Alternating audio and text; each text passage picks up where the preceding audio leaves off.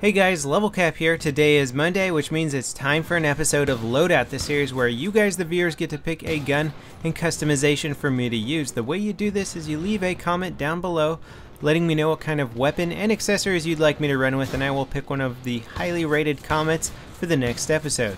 Today's top comment comes from Imperial Democracy. He says the Team Fortress 2 Soldier loadout: 1. Any pump action shotgun, no attachments. 2. RPG SMA used as frequently as possible. 3. Explosive specialization, of course, to get the extra ammo.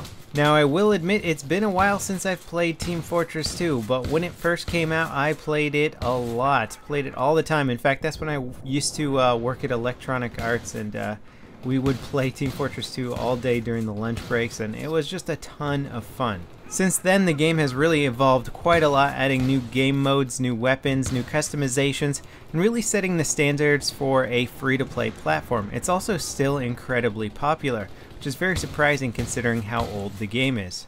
But let's talk a little bit more about what this loadout means. Team Fortress 2 Soldier. Well, the Team Fortress 2 Soldier runs with a rocket primary. That is his main weapon for dishing out damage. Now, you do have a shotgun secondary. Obviously, running with a rocket primary in Battlefield is going to be tricky to do, although I do manage to pull off some pretty cool clips later, just using the rocket as my primary weapon and dishing out quite a few kills. But in BF3, we're going to be using the pump action shotgun to do most of our damage, most of the time anyway. Now, if we're choosing a pump action shotgun, we have two options: the 870 MCS and the Spaz 12. Personally, I prefer the Spaz 12 because it has a faster rate of fire. It does shoot one less pellet per shot, so the ultimate damage that each gun can dish out, the Spaz 12 dishes out slightly less per shot, but it also has a narrower cone of fire, so that means you can be more accurate with it at ranged targets. Now, I will be the first to admit that the Soldier in Team Fortress 2 looks like he has a shotgun that looks much more similar to the 870, but you know what, I just love the Spaz 12 so much. Its rate of fire just agrees with me a lot more for close quarter combat. So how fast does the Spaz 12 actually fire? Well, it fires at 150 rounds per minute. Seems pretty darn low when you compare it to any sort of automatic weapon, but the 870 MCS fires at 125 rounds per minute.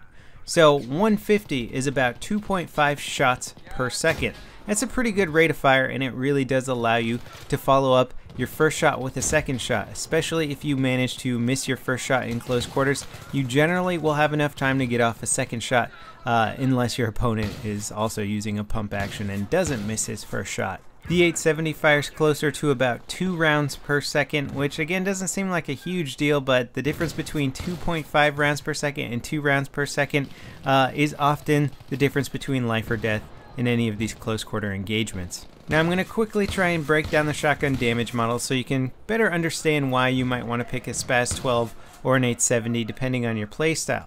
The 870 shoots 12 pellets per shot. The Spaz 12 shoots 11 pellets per shot. Each of those pellets does 18 damage, which means the 870 MCS can potentially do a maximum of 216 damage per shot. Now you might think, well, that's crazy overkill, but a lot of your pellets are going to miss your target. So even though your opponents only have 100 health, you'll often require 2 shots to take down an opponent depending on how accurate your initial shot was or how far away your target is. So the Spaz 12 can do a maximum of 198 damage, again providing that each of the pellets hits their target, which is almost never going to happen. But the Spaz 12 also has that narrower cone of fire that I was talking about earlier. Now, how narrow? Well, the Spaz 12 fires at 2.5 degrees from the end of the barrel, while the 870 fires at 3 degrees. It's a small difference, but at medium range it can make a huge difference. And to try and put that in perspective with some of the other shotguns out there, the automatic USAS 12 shoots with a 4-degree spread, and that actually makes a really big difference. Granted, that one also only fires 7 pellets per shot, so it's firing a wider spread and fewer pellets, so you're basically getting a less compact shot with less damage potential. Now, all these numbers I'm giving you here are for buckshot. Of course, the loadout was based on no attachments, which means you're going to be running the default buckshot, but if you're running with flechette, things change up a little bit. Slugs, they change up even more. Frag rounds, of course, are going to be way different, but I can tell you one thing for sure: if you're trying to decide between the 870 and the Spaz 12 with slug rounds, then the Spaz 12 is without a doubt just better. Just statistically, it offers everything better than the 870 MCS. Now you'll notice here the gameplay has moved on to Sabalon Pipeline Team Deathmatch. It's a good map for getting lots of close quarter engagements, and I really am trying to use the rocket a bit more. I usually spawn with the rocket launcher out, try and get those direct shots, because in order to kill your opponent with splash damage from an RPG or small, it needs to land within 0.74 meters away from your target. It's a really close distance, and you often have to hit a wall right next to your target or the ground, which is also really hard to do. So you may as well just aim for the direct shots. You'll probably end up having more luck that way. Now realistically, trying to get kills with a RPG or small on an infantry opponent is very hard to do. If you miss your first shot, you have a very long reload. The RPG has a 4.8 second reload and the small has a 5.8 second reload. So you better switch to your primary weapon or find a good spot to hide while you're going through that long reload process. Now the actual full reload animation is longer than the game time it takes to reload the gun, and this is sort of, I don't know if you would call it a glitch, but it's just something that if you get used to it, you can switch from your RPG back to a different gun before the reload animation finishes. One good tip for knowing when the animation is done is watching your ammo counter while you're reloading, and once you see that one rocket in your ammo counter, the animation will still be in process, but you can switch to a different weapon at that point and you will have a loaded RPG or small in your inventory.